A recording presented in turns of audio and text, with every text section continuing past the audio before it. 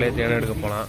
நம்ம நிற்கக்கூடிய இருக்கிற பால்கனி பார்த்தீங்கன்னா 1.5க்கு 2.5 தான் இருக்குது. ரொம்ப சின்ன பால்கனி. ஸோ அங்கே நிற்கிறக்கு கூட இடம் இல்லை, ஒரு ஆள் நிற்கிறதுக்கு தான் முடியும். அந்த இடத்துல வந்து பார்த்திங்கன்னா நம்ம இப்போ தேன் எடுக்க போகிறோம். அங்கே இருக்கிறதெல்லாம் கிளியர் பண்ணிட்டு வேப்பிலையும் வைக்கிறோம். பாருங்கள், கொஞ்சம் கொஞ்சமாக வேப்பில் எடுத்து வச்சுட்டேன். ஸோ இப்போ என் கையில் சேஃப்டிக்காக நானும் எடுத்துகிட்டு போகிறேன். இப்போது நம்ம ஒரு ஆள் தான் அங்கே போய் நின்று வேலை செய்ய முடியும். நான் உள்ளே போகிறேன். நம்ம தேன் கூட களைச்சி வீட்டை பார்க்குறோம். தெரியுது பாருங்கள், அந்த இடம் தான். இதுவும் நம்ம தேன் எடுத்துகிட்டு வந்துட்டோம்.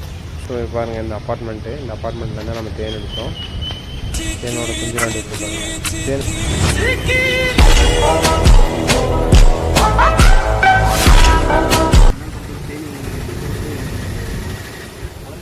ரொம்ப டிஸ்டர்பன்ஸாக இருக்குது. நாங்கள் யார் தான் சுற்றி பார்த்தோம், யாரும் வந்ததில்லை. இன்ஸ்டாகிராமில் வந்து பார்த்திங்கன்னா தூண்டி கனின்னு ஒரு இதை பார்த்தோம். அவங்ககிட்ட சொன்னால் இந்த மாதிரி இப்படி இருக்குது அப்படின்னு. நேற்று தான் நாங்கள் சொன்னோம், உடனே இன்றைக்கி வந்துட்டாங்க.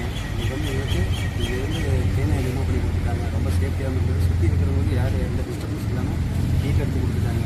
நாங்கள் தேன் வாங்கினோம், தேனும் வாங்கியிருக்கோம். இந்த மாதிரி சுத்தமான உங்களுக்கு தேன் உங்களுக்கு தேவைப்பட்டுச்சுன்னா உங்களை கான்டாக்ட் பண்ணலாம்.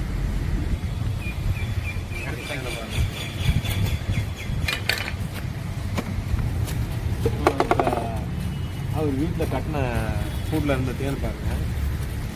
தேன் பிடிச்சது